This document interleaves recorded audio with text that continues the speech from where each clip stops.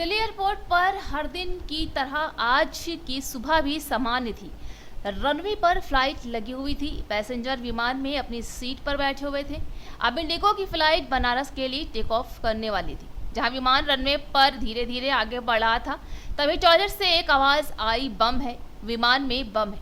ये आवाज थी एक क्रू मेंबर की और आनन फानन में पायलट को टेक ऑफ करने का फैसला टालना पड़ा। इसके बाद पूरे विमान में ही नहीं, इंदिरा गांधी इंटरनेशनल एयरपोर्ट पर हड़कंप मच गया। तुरंत विमान को रोक दिया गया और उसे सुनसान हिस्से में ले जाया गया, जिसके बाद इमरजेंसी गेट के जरिए लोगों को सुरक्षित बाहर निकाला गया। दरअसल ये घटना मंगलवार सुबह करीब 5:30 बजे की है। इंडिगो की फ्लाइट 6E2211 दिल्ली से बनारस के लिए उड़ान भरने वाली थी। टेक ऑफ होने से एन वक्त पहले विमान के टॉयलेट पेपर में बम की सूचना लिखी मिली। जहां विमान में बम होने की सूचना की खबर मंगलवार सुबह 5:40 पर मिली। विमान के पायलट ने टॉयलेट में जाकर देखा कि एक टिश्यू पेपर पर संदेश लिखा था, जहां बम ब्लास्ट @30 इसके बाद तो पायलट के भी होश उड़ गए।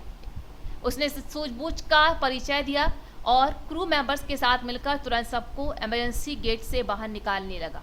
फ्लाइट की बम सूचना के बाद एविएशन सिक्योरिटी बम डिस्पोजेबल टीम और दिल्ली फायर सर्विस की टीम मौके पर पहुंची। तब तक बम से डर का माहौल ऐसा था कि यात्री इमरजेंसी गेट से ही कूद कर भागने लगे।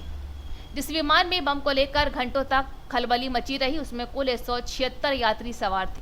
सभी यात्री के चेहरे पर डर साफ दिख रहा था।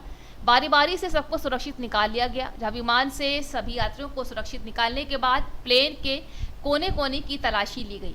वहीं पुलिस ने बताया है कि इंडिगो विमान में बम की धमकी महज अफवाह निकली है। जहां CISF के सूत्रों के मुताबिक इस मामले की जांच के लिए CISF की टीम जुड़ गई है।